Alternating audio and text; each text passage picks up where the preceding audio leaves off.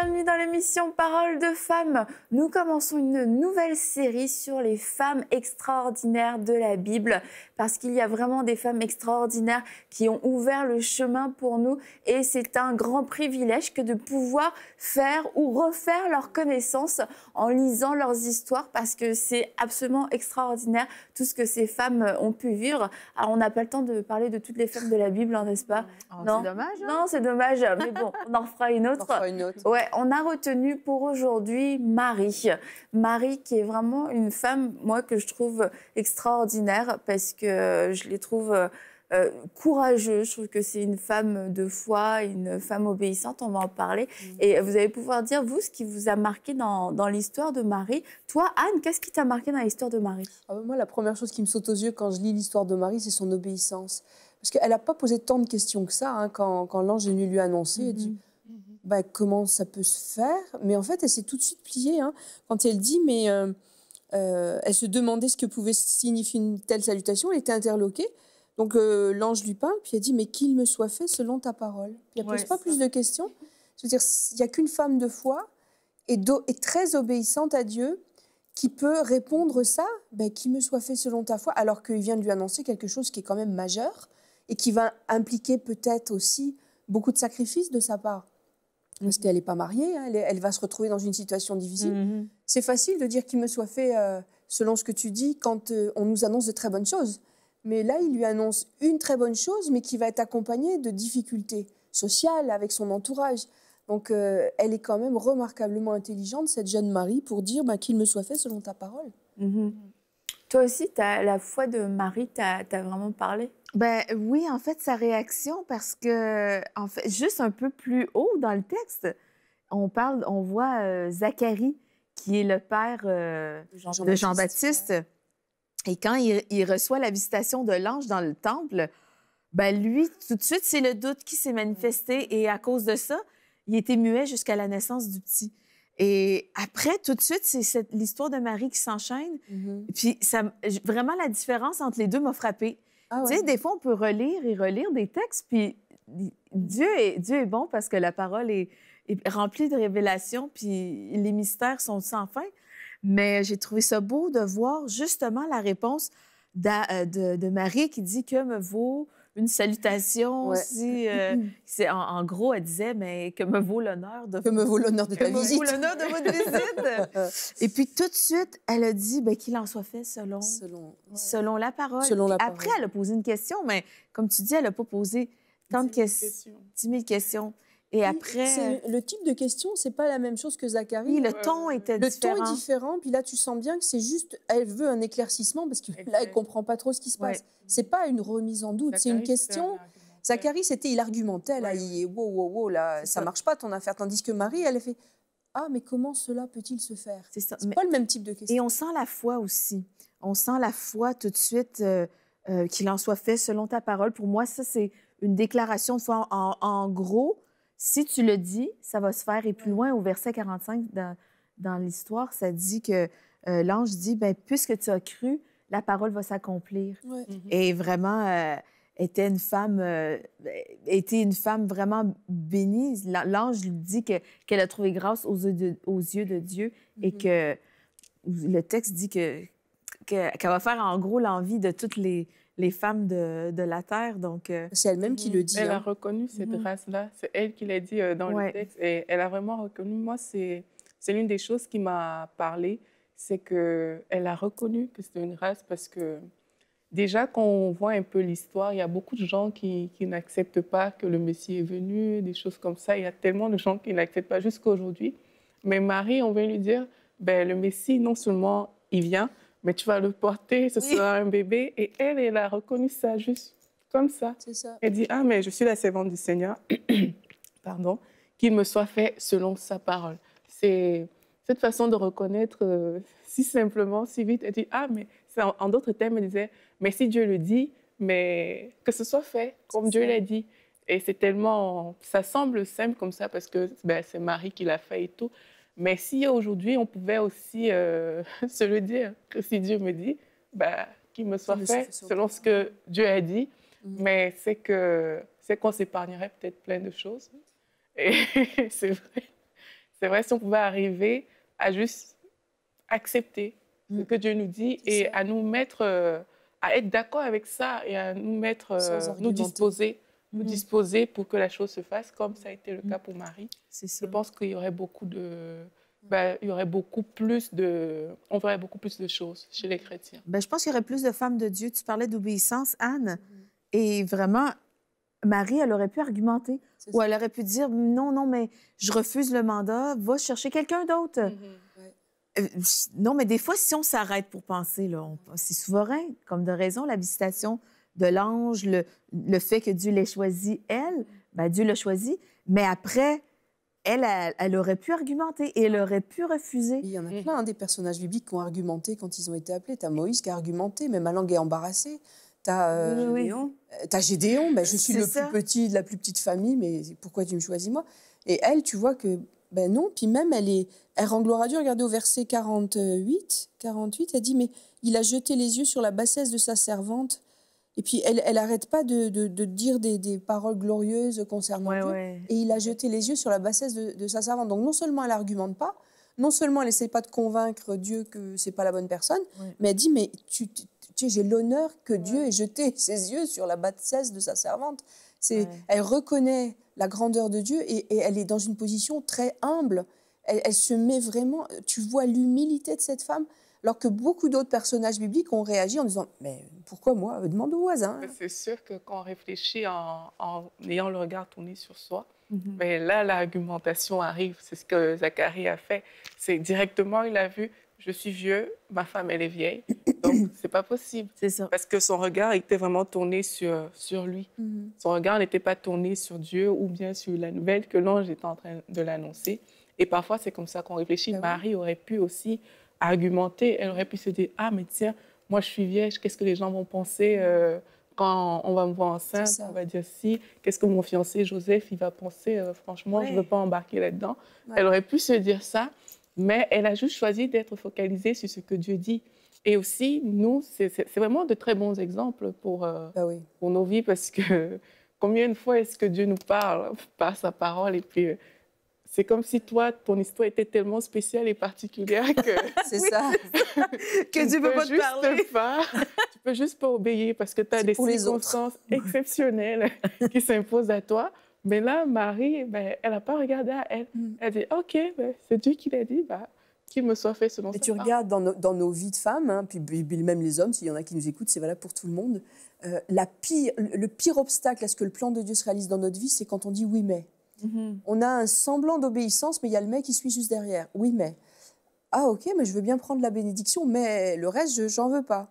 Et le mais, il est terrible dans une vie chrétienne. Et quand on a compris quelque chose, Dieu nous parle, comme tu dis. Et l'Esprit de Dieu nous parle tantôt d'une façon, tantôt d'une autre. Et dans nos lectures, dans ce qu'on va entendre dans les prédications, ce qu'on va avoir même comme révélation dans les temps de prière, on est bien d'accord, le principe est beau. Mais, oula, moi, mettre en application, pas sûr. Et souvent aussi, ce qui va venir ajouter à notre mais, c'est notre statut de victime. Elle aurait pu se mettre en statut de victime en disant « Mais attends, je ne suis même pas mariée, on va me jeter des pierres, on va me mettre dehors, mais qu'est-ce que vont dire mes parents, qu'est-ce que vont dire mes voisins ?» Elle aurait pu mettre ce mais de victime. Et le mais, il est souvent associé au statut de victime. Oui, je veux bien t'obéir, mais tu connais mon passé, tu connais mes souffrances, tu connais ma famille, tu connais mon manque d'endurance, tu connais ma faible santé. Et là, elle n'a pas dit oui, mais elle a dit qu'il me soit fait selon ta parole. Je pense que c'est la leçon principale de l'attitude de Marie pour nos vies, c'est de ne jamais accoler mais à oui. Tu dis oui, bam, oui. J'ai envie de dire que la plupart des femmes, des gens qui vont argumenter avec Dieu, vraiment, c'est par rapport à ça, au fait nous pensons nous-mêmes que notre situation est absolument exceptionnelle et que la parole de Dieu ou ce que Dieu nous dit par l'entremise de quelqu'un, et on sait très bien que c'est Dieu qui nous parle, eh bien, ceci, c'est impossible que ça s'applique à notre situation parce que nous sommes l'exception et on ne fait juste pas partie de la règle. Et vraiment, Marie, je trouve que elle avait toutes les raisons d'argumenter. Elle était l'exception. Je me dis, à l'époque, c'était la honte totale juste de briser une fiançaille, parce que quand tu étais fiancée, premièrement, tu étais pratiquement mariée. Donc, c'était quasiment un divorce de dire que tu n'étais pas pour te marier. Donc, j'imagine toutes les pensées qui se sont tournées dans... Oui, que ça a dû tourner. Mais qu'est-ce que je fais? Est-ce que je m'enfuis? Est-ce que je dis non? Mais non, je ne peux pas accepter. Je peux me faire lapider. Ma famille va me renier à toujours. S'il y avait bien quelqu'un qui faisait l'exception, c'était elle. Dieu a choisi une vierge, quelqu'un de pas marié. Vraiment, elle avait vraiment l'opinion du public. Elle avait de la pression, Marie. Elle avait de la pression. Et aujourd'hui, on vit dans un monde de pression. Les gens ont une opinion. Les gens, avec les réseaux sociaux aujourd'hui, vont dire ce qu'ils pensent. Il n'y a plus personne qui se tait. Tout le monde s'exprime haut et fort sur tout. Et se mêle de ce qui les regarde pas. Exactement. Donc, surtout de ce qui les regarde pas. Oui, c'est ça. Ça fait que, tu sais, la vie des gens est rendue assez publique. Donc, on s'expose beaucoup à la critique. Donc, vraiment, il n'y a personne... J'ai envie de dire, vous ne faites pas exception aujourd'hui, mesdames. Marie est une femme d'exception. Sa situation était exceptionnelle et vous n'êtes pas différente dans ce sens-là. Que l'appel de Dieu est totalement souverain. C'est pas quelque chose qu'on mérite, c'est pas quelque chose qu'on gagne, qu'on achète, mais notre réponse n'est pas souveraine. Notre réponse nous appartient et c'est ce qui va faire toute la différence. Et c'est vrai que Marie, dans le monde d'aujourd'hui, Marie, c'est une femme qui répond à l'appel de Dieu, un appel qui la dépasse, un appel dont elle mesure peut-être pas exactement toute la portée, mais elle saisit que c'est quelque chose de très grand, quelque chose qui va changer beaucoup de choses, quelque chose qui va changer sa vie, quelque chose qui va impliquer d'elle beaucoup de pression. Est-ce que je vais pouvoir y faire face? Est-ce que je suis prête à l'accepter? Et on voit que cette femme a réfléchi vite. Donc, je crois juste qu'aussi, il y a une disposition de cœur qui est là avant. Il y a une disposition de cœur, un amour pour le Seigneur qui est là avant même que l'appel, que la vision se fasse savoir, que Dieu nous parle, que l'ange arrive. Il y a comme une disposition de cœur qui fait qu'on va pouvoir dire oui plus facilement. Et j'ai du mal, moi, à croire que Marie n'avait pas cette disposition de cœur parce qu'il y a un ange qui t'apparaît, ça ne dure pas 5 heures. Il dit, bon voilà, le Saint-Esprit va venir sur toi, etc. Ta cousine Élisabeth est aussi enceinte. Rien n'est impossible à Dieu. Et l'ange les quitte. Voilà. Ça s'est quand même passé relativement rapidement, mais dans ce court moment, Marie a dit oui. Et c'est comme un court moment, nous, dans la présence de Dieu, où on reçoit cette parole, on reçoit l'appel de Dieu. Et il y a des personnes qui mettent, et franchement, vous avez toute ma compassion, d'accord? Parce que moi, ça a été difficile, mais on peut mettre des mois, des années à répondre à l'appel de Dieu parce qu'il y a une disposition qui n'est pas encore, qui n'est pas là. Oui, voilà, qui est pas là. Il y a de la peur, il y a de l'incrédulité, et j'ai du mal à croire que Marie n'avait pas justement cette disposition. C'est comme si son cœur était déjà tellement prêt, comme si elle avait déjà une relation avec Dieu, un amour pour lui qui avait déjà dit, comme si elle avait déjà fait cette prière quasiment, Seigneur, je suis ta servante, je ferai tout ce que tu voudras que je fasse. Parce que je me dis, c'est quand même extraordinaire la manière dont elle a dit oui, aussi simplement, avec autant d'aisance. Elle était bien disposée, avec douceur. Elle était vraiment bien disposée. Et je crois qu'on doit se disposer aujourd'hui même si on n'a pas encore eu l'appel, on n'a pas encore eu la vision, la visitation. Disposons-nous à dire, Seigneur, je veux dire oui, sans mais, à tout ce que tu vas me demander. Il n'y a que l'amour. Il n'y a que l'amour l'amour pour Dieu, qui peut faire qu'on accepte aussi facilement. Et malheureusement, aujourd'hui, on est trop tourné sur nous par rapport au Seigneur. Ce qui fait que parfois, pour certaines personnes, pas pour tout le monde, mais pour certaines personnes, c'est vraiment un frein pour répondre à l'appel. C'est parce qu'on cherche notre intérêt. Mais quand Dieu il nous appelle, tu ne vois pas d'abord ton intérêt, tu vois la grandeur de la chose. Tu vois l'impossibilité même de la chose. L'ange a dit à Marie, rien n'est impossible à Dieu, parce que l'appel de Dieu est souvent trop grand et ça nous dépasse. Mais le fait de vouloir rechercher à nos intérêts et nous fait travailler avec nos propres forces. Et quand tu travailles avec tes propres forces, mais tu vois que c'est limité, du coup, tu vois que tu es limité, du coup, tu te dis, il y a des réticences, il y a des choses qui viennent comme troubler. Donc, là, mais pourtant qu'on a l'amour pour Dieu, on ne se pose pas de questions. On se dit, je vais le faire, même si on ne sait pas encore comment. On accepte d'abord. Et je pense que c'est ce que Marie a fait, parce qu'elle était, comment cela se fera-t-il? Mais après, c'est juste, OK, Si Dieu l'a dit, je le fais. Et nous, je pense que c'est une attitude qu'on doit adopter. C'est vraiment un amour vrai pour le Seigneur. L'amour qui fait que, quel que soit ce que Dieu a dit, même si on ne sait pas comment ça va se faire, même si on ne sait pas, même si on voit les risques, on voit les dangers. Il vaut peut-être mieux pas les voir. Oui, c'est ça, vaut mieux ne pas les voir. Mais elle, par exemple, sa situation, comme on a dit, si elle avait réfléchi, elle se serait dit, peut-être qu'il y a le pour, il y a un contre qui arrive. Et là, elle ne s'est pas posé toutes ces questions-là, elle a juste foncé. Donc nous, à notre niveau, parfois, on doit juste dire à Dieu, Seigneur, oui, peut-être ça va impliquer des choses compliquées, peut-être ça va impliquer des choses que je ne sais pas, que je ne connais pas. Il y a une pression qui va venir, comme on a dit, peut-être même il y a du rejet qui va venir. Il y a plusieurs choses qui peuvent venir avec ça. Mais Seigneur, je crois vraiment que ta bénédiction n'est suivie d'aucun chagrin. C'est vrai. Et évoluer avec ça. Donc moi, je vois vraiment l'amour, développer notre amour pour Dieu est capital pour répondre à l'appel du Seigneur. Mais c'est ça, c'est quand on voit ses propres intérêts, mais il y a aussi autre chose, c'est des faux prétextes humanitaires. Des fois, faussement, on veut protéger les autres. Marie, elle aurait pu dire « Ah, mais je vais faire de la peine à Joseph. Je vais faire de la peine à mes parents. » Mais tu n'y penses pas, Seigneur. Tu veux quand même pas que je fasse du mal à. Et il y a beaucoup de décisions qu'on doit prendre dans notre vie de femme que Dieu nous demande, et on sait que Dieu nous le demande, mais on est réticent à le faire et on prend des faux prétextes humanitaires. Par exemple, on a un copain et on sait très bien que Dieu veut qu'on laisse ce copain parce qu'il est de mauvaise influence, il n'est pas au Seigneur, ou il est au Seigneur mais il ne va pas dans la même direction que nous. Et on sait qu'il n'y a pas un avenir cohérent avec notre appel. Et Dieu veut qu'on le laisse, mais on va avoir toutes sortes de prétextes. Mais je ne peux pas lui faire cette peine-là. Oh, mais tu comprends. Et puis, il va peut-être dépérir, il va peut-être se détourner de toi. Puis on a toutes sortes de bons arguments qui paraissent bons, parce que c'est comme humanitaire et ce n'est pas mon intérêt, c'est son intérêt. Mais en fait, ça, c'est des mensonges. Et c'est des faux prétextes pour nous retenir de rentrer dans les plans de Dieu et d'obéir. Donc, s'il y en a qui nous écoutent et qui ont des faux prétextes comme ça, je pense que le diagnostic est vite fait. Dieu nous demande quelque chose, de lâcher quelque chose. Et pour la forme ou pour se donner bonne conscience, on dit « mais c'est pour protéger l'autre ». Mais ça, c'est un mensonge. Qu'est-ce qui est admirable de Marie? C'est sa profondeur. Il y a quelque chose de profond dans sa façon de recevoir la parole de l'ange, de recevoir l'appel, elle se sent honorée et elle répond avec douceur. Et c'est comme si elle a compris vraiment déjà à son jeune âge l'abandon de soi.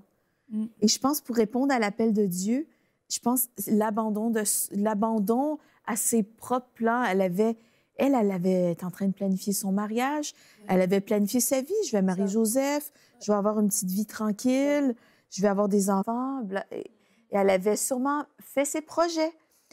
Et voici qu'un ange se présente à elle et en un instant, sa vie est complètement changée. Et quand l'appel de Dieu nous est offert, nous est annoncé, on a un choix, comme Marie a eu un choix. Et elle a choisi la bonne part. Marie a choisi de s'abandonner à Dieu et de croire que, de porter le Sauveur, que les plans de Dieu pour sa vie étaient de beaucoup meilleurs à ses propres plans. Et que, après, l'obéissance a apporté pour elle dans sa vie une récompense. Et parce qu'on voit l'histoire après, juste tout le long de sa grossesse et dans la jeunesse de Jésus, il y a au moins 3-4 interventions angéliques, soit par juste l'apparition d'un ange ou un ange dans un rêve à Joseph. Et comment, après, elle a bénéficié, elle et Joseph et Jésus ont vraiment bénéficié de la protection surnaturelle de Dieu parce qu'elle a répondu à l'appel et vraiment Dieu a protégé, vraiment Dieu a protégé Jésus, mais Dieu a protégé vraiment comme, il l'a protégé elle. Et on connaît la suite, mais quelle récompense de... Mais là, tu disais, elle a choisi la bonne part, mais je ne suis pas sûre qu'elle ait considéré sur le champ que c'était la bonne part. Parce que quand Siméon va rencontrer Marie et Joseph, il va dire « Toi-même, une épée te transpercera l'âme ». Donc, je veux dire, elle avait un petit aperçu de ce qui l'attendait quand même. Ça n'allait pas être un chemin facile qu'elle allait prendre, mais elle a obéi quand même. Et les paroles de grâce n'ont jamais quitté sa bouche. C'est ça. Et ça m'a vraiment marqué quand je lisais les paroles de Siméon. Et là, il est dit, son père et sa mère étaient dans l'admiration des choses qu'on disait de lui, donc du bébé Jésus.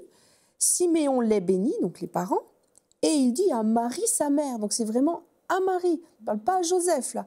Une épée te transpercera l'âme. Donc, ce qui t'attend, ma fille, c'est pas rose. Tu continues. Et elle continuait dans cet appel-là. Oui. Ouais. Et puis, tu disais que c'est vrai que la grossesse, quand elle attendait Jésus, ça a dû être un moment béni. Mais moi, je pense aussi que ça a dû être un moment de gros combat. Parce que dans l'Apocalypse 12, tu vois que le dragon attendait devant la femme qui accouchait, donc Marie, et il voulait dévorer son enfant. Et moi, je pense que cette image-là, et c'est clair que c'est le diable qui attend la naissance de Jésus, hein, dans Apocalypse 12, et cette image-là, ça montre qu'il devait y avoir une opposition contre elle, et elle a dû être au milieu d'un combat spirituel. Parce que tu portes le Sauveur, c'est sûr qu'il y en a à qui ça va pas faire leur affaire. Même quand il est né avec Hérode et tout. Mais c'était ça. Le dragon attendait la naissance de Jésus pour lui sauter dessus et le dévorer. Et c'est sûr de toute façon qu'il y avait un combat spirituel, d'où justement l'intervention angélique dont tu parlais pour leur protection, parce qu'il y avait un véritable enjeu. Ben oui. Et je pense que c'était pas. Il y avait besoin d'une intervention angélique pour à la fois les avertir, mais aussi les soutenir, parce que ils vivaient pas les choses comme d'autres parents l'auraient vécu. Les enfants étaient tués à cause de leur enfant à eux, et ils avaient une responsabilité. Mais d'un autre côté, comme ils avaient conscience de certaines choses, Marie avait conscience de certaines choses, mais je ne pense pas qu'elle avait conscience de tout, en effet. Non. Mais elle avait conscience qu'elle portait le Sauveur. C'était quelqu'un de très, très spécial. Je ne sais pas jusqu'où elle pouvait le réaliser à ce moment-là de sa vie. Et d'ailleurs, moi, en tout cas, je crois que quand elle a vu Élisabeth et qu'elles sont vues les deux, ça avait l'air super prophétique. Oui. Elle dit qu'Élisabeth est devenue remplie du Saint-Esprit. Mais tu sais, je relisais ce que Marie disait. Je me disais, c'est sûr qu'elle était vraiment remplie du Saint-Esprit. Elle a été saisie à ce moment-là parce que je ne suis pas sûre qu'elle comprenait même tout ce qu'elle disait. C'était hyper profond, tout ce qu'elle était en train de dire. Et justement aussi, par rapport à ça, Siméon qui lui dit « Et toi, une épée te transpercera l'âme ». Il y a, c'est sûr, le début de l'histoire de Marie, mais il y a aussi toute la suite de l'histoire, comment en tant que mère, elle a pu le vivre, parce qu'à un moment donné, Jésus s'est complètement détaché d'elle en disant « Mais qui sont mes frères, qui sont mes sœurs, qui est ma mère ?» Qui est ma mère, tu te dis « Mais… » ça devait vraiment être douloureux. Elle ne devait rien comprendre, là. Après, je veux pas romantiser l'histoire, mais on se dit quand même, en tant que mère, elle avait quand même porté Jésus, elle l'a vu en tant qu'enfant. C'est sûr qu'elle avait un amour maternel pour lui. Et à un moment donné, c'est comme, mais qui est ma mère ? Ce sont eux. Mes sœurs, bon, tes sœurs, ok, mes frères, ok, ma mère aussi. Tu dis, on n'en a qu'une mère. Et c'est comme si quasiment Jésus la reniait. Et en fait, cette femme a dû, à un moment donné, choisir entre le naturel et le divin. Comprendre qu'elle devait relâcher, abandonner ce fils qui n'était pas son fils réellement, et pour le considérer comme le sauveur. Mais imaginez, elle l'a porté, ça devait être déchirant en tant que femme. Et je pense que l'appel de Dieu parfois est déchirant, nous fait renoncer à certaines choses. Et même aussi en tant qu'épouse, quelquefois d'homme de Dieu, il y a quelque chose qu'on doit relâcher pour accepter le divin, pour accepter l'appel divin qui est sur l'appel de l'autre, sur la vie de l'autre, et se dire c'est avant tout le serviteur de Dieu. Et là, en ce qui concerne Jésus, c'est avant tout le Messie, c'est avant tout le Sauveur, c'est avant tout le Fils de Dieu, et que j'accepte de le rendre à qui il est. Et Jésus a dit, voilà, maintenant, femme, c'est ton fils, c'est ta mère. Donc, bon, Jésus a bien fait les choses au final, mais ça a dû être douloureux quand même. Mais je ne pense pas qu'elle ait été surprise de ça, parce que dès le départ, elle a été préparée. Et dès le départ, elle savait qu'il ne lui était que prêté. Parce que même ses yeux de mère voyaient que cet enfant était spécial. Elle avait eu ce qu'avait dit l'ange de Gabriel, elle avait eu ce qu'avait dit Siméon. Et puis elle voyait l'enfant croissait et se fortifiait dans Luc 2,40. Il était rempli de sagesse et la grâce de Dieu était sur lui. Une mère, elle voit ça. Elle entend les commentaires des autres. Ils étaient tous frappés. Tous ceux qui l'entendaient étaient frappés par son intelligence et ses réponses. Et quand ses parents le virent, ils furent saisis d'étonnement, et sa mère lui dit « Mon enfant, pourquoi as-tu agi de la sorte ?» C'est quand il le recherche, qu'il est au temple en train d'expliquer les choses aux plus âgés que lui. Sa mère, elle a vu cet enfant grandir. Elle voyait bien qu'il n'était pas comme les autres, que les autres de son âge. Et avec tout ce qu'elle avait eu, Siméon, avec Gabriel, ce qu'elle voyait de ses yeux, cette femme-là, je suis sûre qu'elle le savait au fond d'elle, que cet enfant ne lui était que prêté et qu'il était associé à des intérêts divins beaucoup plus grands qui la dépassaient. Mais nous, en tant que femmes, il y a des choses qu'on doit relâcher. Nos enfants ne nous appartiennent pas, même notre mari ne nous appartient pas. Et quand il y a un appel de Dieu sur leur vie, je pense par exemple aux parents dont l'enfant vient lui dire maman, Dieu m'appelle à être missionnaire et je vais partir dans un pays dangereux à l'autre bout de la planète. J'en ai connu, j'en connais. Et leur cœur de mère doit être vraiment déchiré parce que c'est mon enfant, je le gardais près de moi. En plus, bon, il est marié, je vais peut-être avoir des petits-enfants, je vais être grand-mère, mais lui, il va aller même se mettre en danger dans un pays dangereux. À l'autre bout de la planète, je ne le verrai plus. Et le cœur de mère est déchiré. Là où on voit vraiment la femme de Dieu, c'est quand elle renonce, puis qu'elle dit comme Marie, qu'il soit fait selon ta parole, je te le donne, Seigneur. L'histoire de Marie, ça fait juste prouver que notre abandon, nous avons le pouvoir aujourd'hui, celles qui nous écoutent, notre réponse à l'appel de Dieu a le pouvoir de changer des destinées, des vies entières. Marie a porté le sauveur du monde. Si elle avait dit non, c'est certain que Dieu aurait passé au suivant. Mais vraiment, son obéissance a changé l'humanité, a changé le cours de l'humanité. Et il ne faut pas sous-estimer le pouvoir de notre oui, de la réponse de notre abandon à la volonté de Dieu. Il ne faut pas sous-estimer ça. Il faut vraiment voir que notre vie va impacter d'autres vies. Notre oui va impacter la vie de nos enfants et ça peut être des centaines de milliers de personnes. C'est juste au ciel qu'on va pouvoir voir l'impact de notre obéissance. Mais c'est de savoir que notre obéissance va changer des destinées. Ça, c'est extraordinaire. Alors à vous toutes qui nous regardez, on veut vraiment vous encourager à répondre à l'appel de Dieu, à considérer cet appel qui est souverain comme une grâce et à dire comme Marie qu'il en soit fait selon ta parole. Et aujourd'hui, on parle encore de Marie et comme Marie l'avait prophétisé elle-même, toutes les générations diront que je suis bien heureuse. Nous sommes bien heureuses de servir le Seigneur. Nous sommes bien heureuses de répondre à l'appel de Dieu, même s'il y a un prix, même s'il y a un abandon, même s'il y a un certain renoncement, il n'y a aucune autre plus grande satisfaction que de servir le Seigneur, non seulement pour nous, mais aussi, comme on l'a dit depuis le début de l'année, si on considère les intérêts de Dieu, notre vie ne nous appartient plus. Et si notre vie peut servir à faire avancer le royaume de Dieu, alors répondons oui sans mais un oui et amen, un oui complet. Seigneur, je te donne toute ma vie. Seigneur, j'accepte ta parole, j'accepte ton appel, j'accepte de renoncer à ma vie et j'accepte d'enfanter cette vision. J'accepte de souffrir même pour cette vision, si c'est pour ton royaume, si c'est pour tes intérêts. Alors on se dit à demain pour une prochaine émission de Paroles de Femmes avec une nouvelle femme extraordinaire de la Bible.